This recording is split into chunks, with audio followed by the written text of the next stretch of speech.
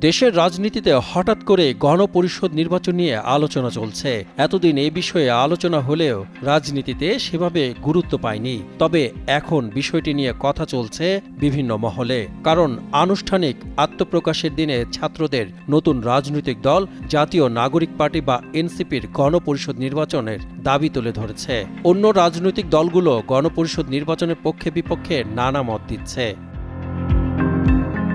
গণপরিষদ নির্বাচন নতুন সংবিধান প্রণয়নের জন্য প্রয়োজন, এরকম কথা বলা হচ্ছে ছাত্রদের নতুন রাজনৈতিক দল এনসিপির পক্ষ থেকে। সম্প্রতি ছাত্র জনতার আন্দোলনে ফ্যাসিস্ট শেখ হাসিনা সরকারের পতন হয়। তখন আন্দোলনে থাকা সবগুলো দলের মধ্যে যে ধরনের ঐক্য দেখা গিয়েছিল, সময় গড়ানোর সাথে সাথে সে ঐক্যে ফাটল ধরেছে। দলগুলো তাদের নিজস্ব রাজনীতি আর কৌশল নিয়ে হাজির হয়েছে।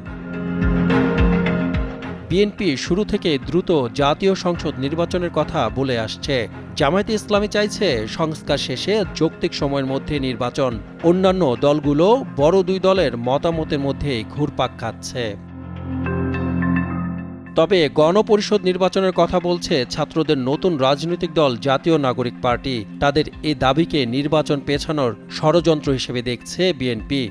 দলটির স্থায়ী কমিটির সদস্য সালাউদ্দিন আহমেদ ঢাকায় সম্প্রতি এক অনুষ্ঠানে গণপরিষদের দাবির কড়া সমালোচনা করেন।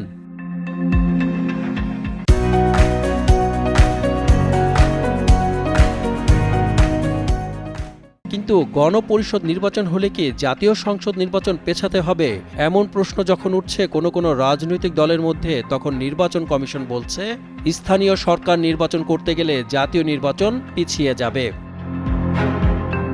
কমিশনের এমন বক্তব্যের মধ্যে এখন প্রশ্ন উঠছে জাতীয় সংসদ, গণপরিষদ কিংবা স্থানীয় সরকার নির্বাচন নিয়ে শেষ পর্যন্ত কী সিদ্ধান্ত আসে। বিএনপি ইতোমধ্যে সেকেন্ড রিপাবলিক, নতুন সংবিধান কিংবা গণপরিষদের দাবির বিরোধিতা করছে। দলটি মনে করছে এর ফলে নির্বাচন পিছিয়ে যাবে। দলটির স্থায়ী কমিটির সদস্য আমির খুসরো মাহমুদ চৌধুরী বলেন, already December is too late. ছাত্রদের দল এনসিপির দাবি, নির্বাচন পেছানোর ইচ্ছে নেই তাদের। এদিকে জাতীয় নাগরিক পার্টি তো বটেই, এমনকি জামায়াতের পক্ষ থেকেও জাতীয় নির্বাচনের আগে স্থানীয় নির্বাচনের কথা বলা হচ্ছে। সংগঠনটির সেক্রেটারি জেনারেল অধ্যাপক মিয়া গোলাম পরোয়ার জানান, তার দল মনে করে স্থানীয় সরকার নির্বাচন আগে হওয়া দরকার।